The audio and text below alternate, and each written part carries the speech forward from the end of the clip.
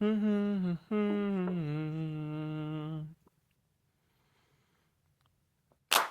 up? What's up? What's up? Welcome back to the Next Level Town. It's Donte, aka Mr. Who Is This?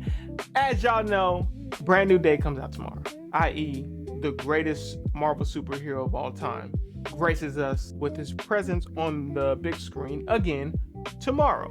I'm excited. I can't wait. I'm so excited that I decided to go ahead and rank the past Spider-Man movies. I'm only doing the 8. I'm not throwing Spider-Verse in there just because I don't find it fair to compare live action with animated movies. But just so y'all know, I love those movies. I love the Spider-Verse movies. But they're not going to be in this list. Just the live action Spider-Man with Tobey Maguire, Andrew Garfield, and Tom Holland. So before I get into that, go ahead and like, comment, and subscribe to the Next Level Town. And as I'm reviewing, let me know where y'all, see fit where the movies go and all that. And if I'm wrong, tell me I'm wrong. All right, let's debate.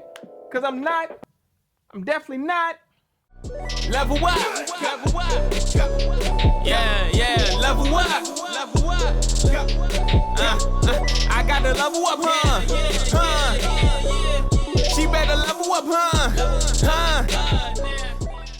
Coming in at number 8 is Spider-Man Homecoming. Spider-Man Homecoming is one of those movies where looking back you appreciate, but it's kind of like Batman Begins. Looking back at it, you appreciate it, but at the time, I did not like Spider-Man Homecoming.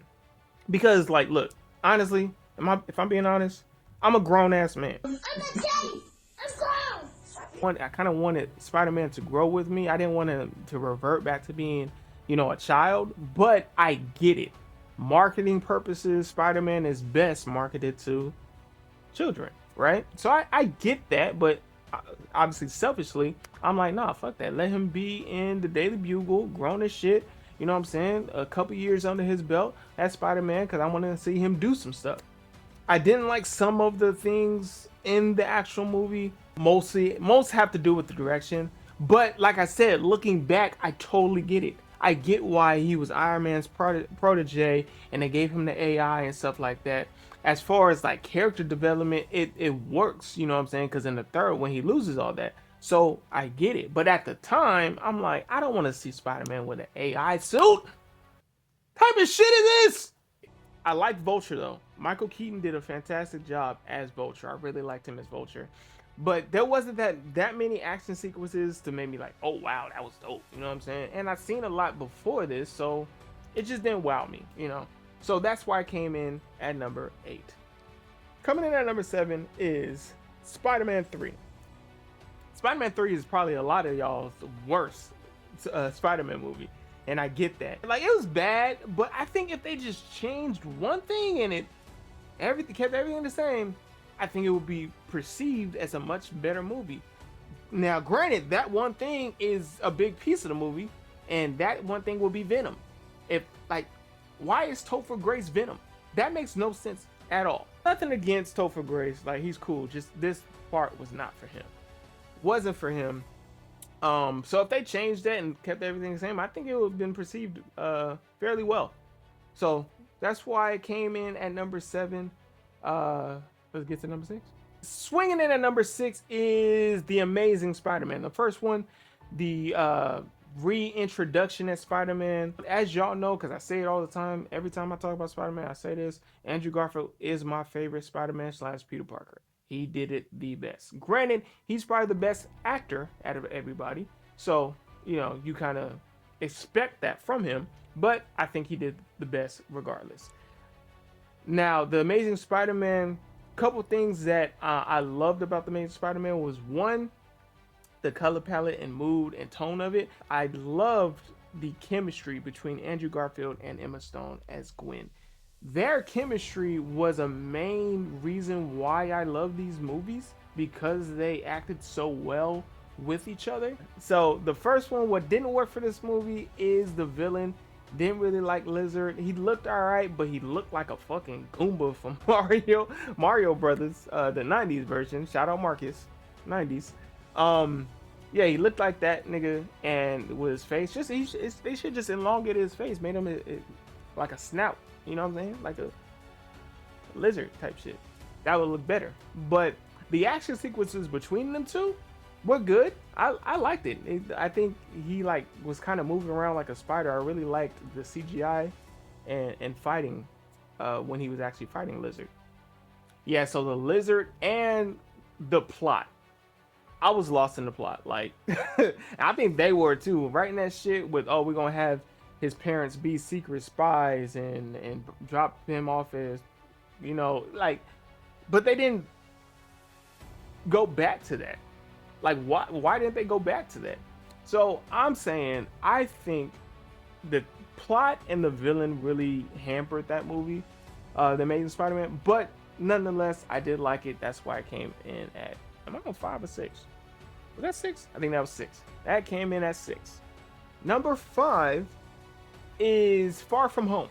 Far From Home was a good movie. I really enjoyed it because I was more used to Tom Holland's Spider-Man now.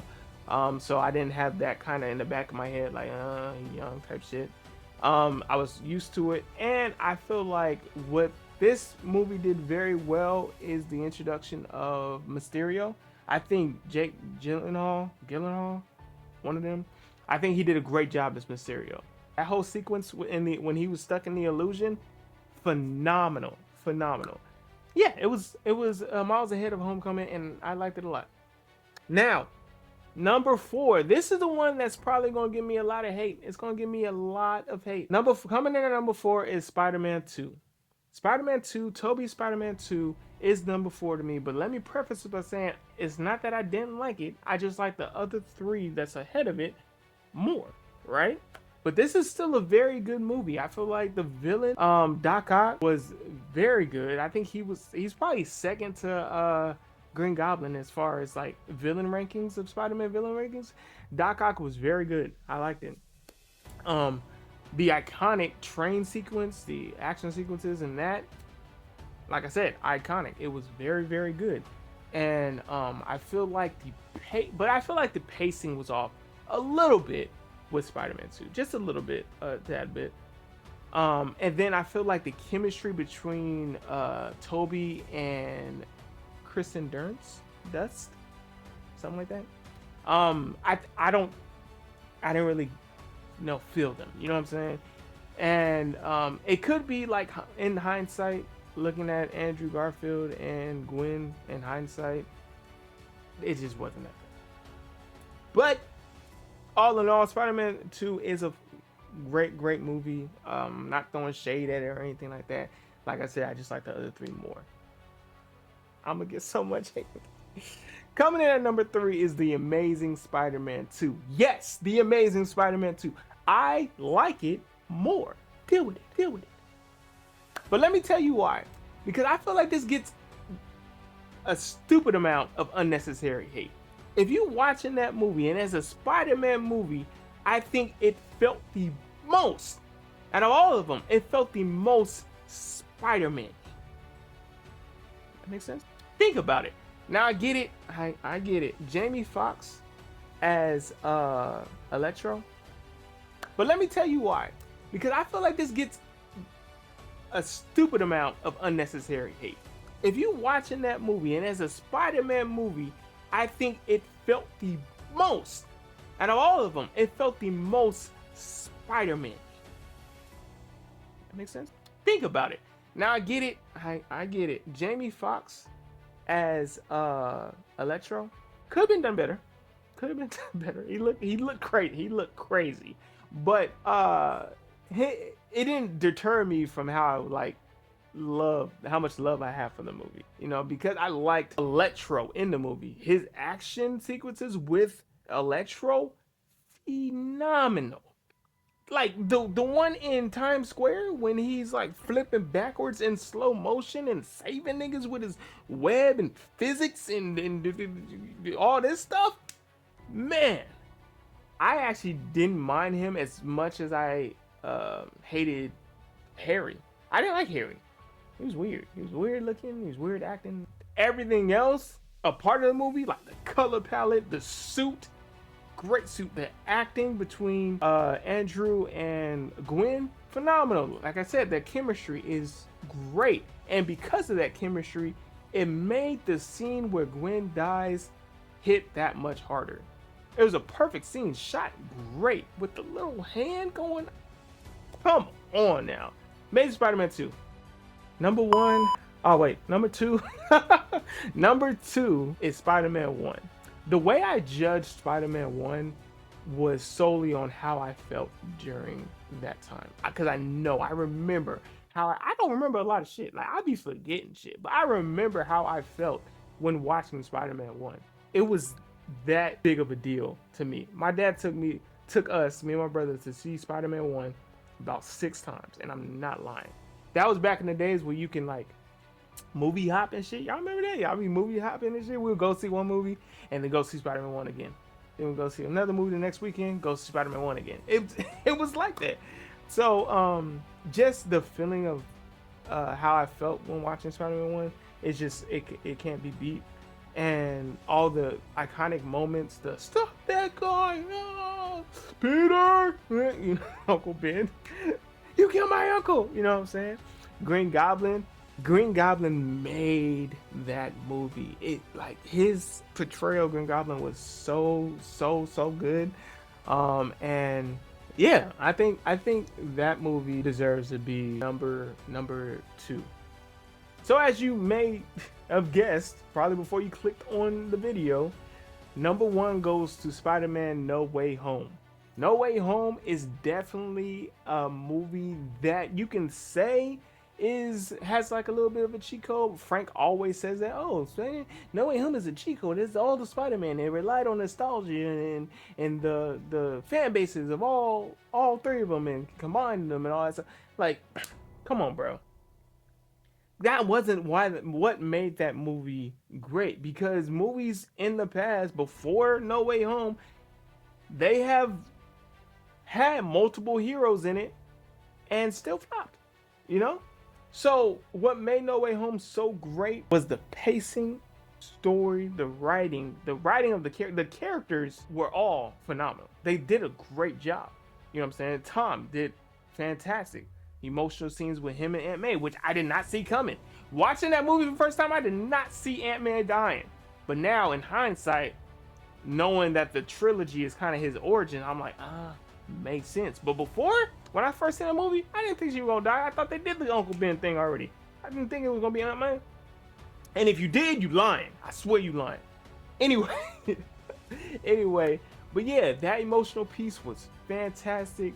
Green Goblin coming in and stealing the show yet again with his performance was phenomenal. All the other supporting villains, actors and stuff like that, fantastic. The whole reason why people love this movie is having Toby and Andrew and Tom all in one piece, one story, and they worked off each other fantastic. So it was just an amazing movie.